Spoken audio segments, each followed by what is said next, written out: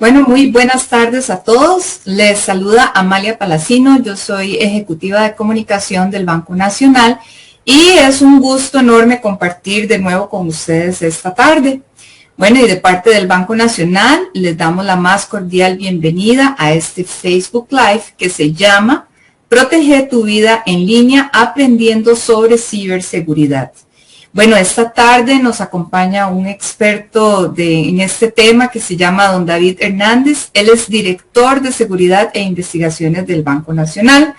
Y a lo largo de esta charla pueden escribir sus consultas en los comentarios y al final las estaremos atendiendo. Y sin más demora, pues vamos a dar inicio saludando a don David. Don David, ¿cómo se encuentra? Muchas gracias, muy buenas tardes a todos los que nos acompañan. Es un placer para este servidor y para el Banco Nacional poder brindar más información sobre todo este tema de ciberseguridad y ciberdelitos que nos ayudan a fortalecer todos los conocimientos, ¿verdad? Que ya vamos complementando a través de las diferentes campañas y que nos ayudan a realizar las transacciones de una forma más sencilla y confiable. Excelente, don David. Y es que, bueno, no solo es realizar las transacciones bancarias, sino el tema de hoy es cómo poner especial atención a nuestra presencia digital y saber cómo estamos protegiendo nuestra información en línea y todo lo que eso implica en relación con nuestra propia seguridad bancaria, que es la explicación que usted nos va a brindar hoy. Y bueno, sin más preámbulo, adelante, don David, le escuchamos. Muchas gracias, Amalia. Bueno, como ya lo hemos hablado en otras ocasiones, todo este tema de la innovación en temas tecnológicos ha ido de la mano también con la innovación en las diferenciaciones de los diferentes servicios bancarios que vamos generando día con día, las aplicaciones nuevas que se van realizando y cómo vamos brindando esos servicios de una forma más accesible a nuestros clientes para que tengan la banca 24 horas al día, 7 días a la semana, al alcance de su bolsillo, como lo es con la utilización de los diferentes dispositivos móviles, como lo son las tablets, los teléfonos celulares, y no podemos dejar de vista también los computadores que son parte de nuestro día a día. Aquí podemos ir viendo cómo hemos ido evolucionando, ¿verdad? Y damos unos ejemplos más o menos desde los años 90, cuando teníamos esa banca que era meramente presencial y que en algún momento empezamos a innovar con la utilización de los cajeros automáticos, ¿verdad? Que eso fue todo un boom a finales de los 80 y principios de los 90, y de ahí hemos continuado fortaleciendo toda esa banca transaccional, ¿verdad? Los diferentes servicios que brindamos en nuestra banca online, que es más conocida como el Internet Banking, y posteriormente con nuestro Internet móvil, ¿verdad? Que nos permite tener esa funcionalidad y poder realizar negocios a cualquier hora y en cualquier momento. Y eso fue sumamente fundamental ahora en estos últimos tiempos de pandemia, en donde los clientes pudieron continuar realizando todas sus transacciones de una forma más accesible, sin la necesidad de apersonarse de las diferentes entidades bancarias. Sin embargo, toda esa innovación en tecnología nos ha abierto otro tipo de aplicaciones que también son muy importantes. Aquí no podemos empezar a hablar mal tampoco de las redes sociales, porque nos han permitido esa accesibilidad a la información. Nos han permitido, al igual como lo vimos ahora también en pandemia, a poder realizar negocios y no solamente a un tema social, ¿verdad? No solamente estar más cerca de nuestros seres queridos, de nuestros amigos, sino también realizar negocios importantes. ¿Qué hubiera pasado en esta pandemia si no hubiera existido las redes sociales y si hubieran continuado con la realización de negocios como la venta de diferentes bienes o la utilización de diferentes servicios? Y más aún con la implementación del Simpe Móvil, ¿verdad? Que nos permite realizar depósitos de una forma más fácil, más en tiempo real, desde nuestro dispositivo celular, simplemente enviando un mensaje de texto. Sin embargo, la utilización de todas estas redes sociales también conlleva una responsabilidad. ¿Y cuál es esa responsabilidad? Que la información que tenemos registrada en las mismas y que compartimos diariamente puede ser observada por personas que no necesariamente son nuestros amigos, ni generan un interés propio nuestro para que la estén observando. Y esa información puede ser utilizada también como mecanismo de generación de confianza o de sentimientos de urgencia para la ejecución o concreción de estafas y timos. Aquí les voy a mostrar un video en donde se observa de una forma muy sencilla cómo se puede obtener esa información y cómo puede ser utilizada para situaciones que no son las ideales.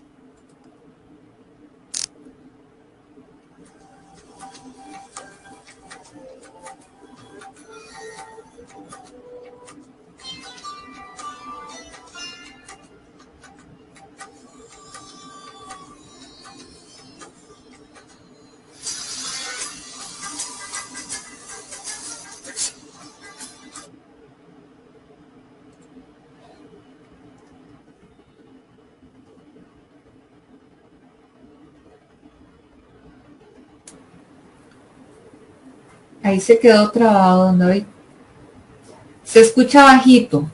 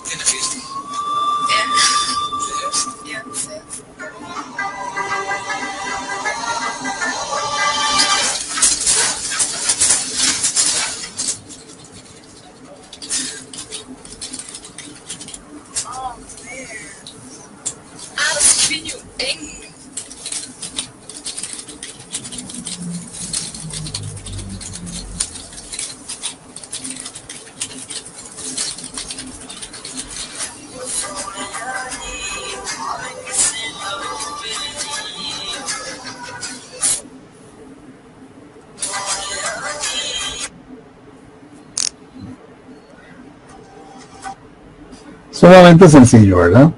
Entonces vean qué importante, cómo ese actor obtiene su información de una forma muy sencilla por medio de las diferentes redes sociales y utiliza esa misma información para generar credibilidad a la situación que está generando en ese momento.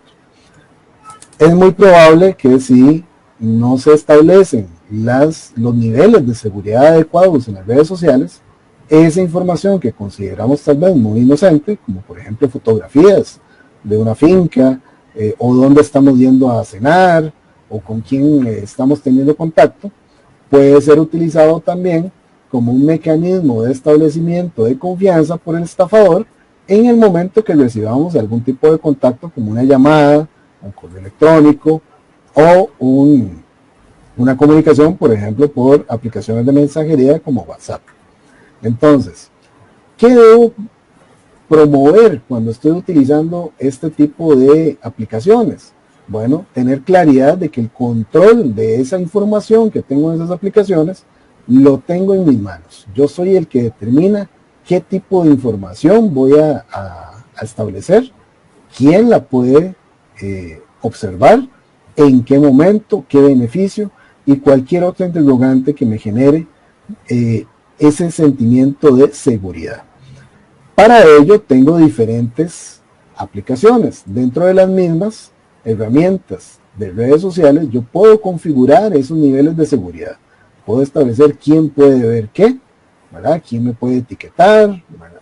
Y otros mecanismos. Puedo establecer herramientas complementarias como lo son los antivirus, configuraciones adicionales de los sistemas operativos. Puedo establecer restricciones a la información y también el tema de la educación digital, la educación sobre todos estos tipos de modalidades de fraudes y timos que constantemente las entidades bancarias a nivel mundial estamos promoviendo, pues debe ser parte de nuestra educación digital, de nuestra concientización.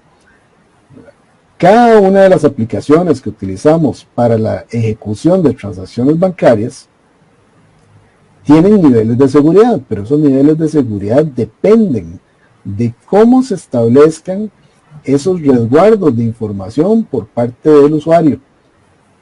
Es como si estableciéramos diferentes tipos de candados o de puertas de seguridad, pero cada una de esas puertas, cada uno de esos candaditos, tienen una llavecita. Y esa llave la tiene cada uno de nuestros clientes, cada uno de los usuarios de esas aplicaciones, y dependiendo de la utilización que le brinde a las mismas, así se puede concretar la estafa o no.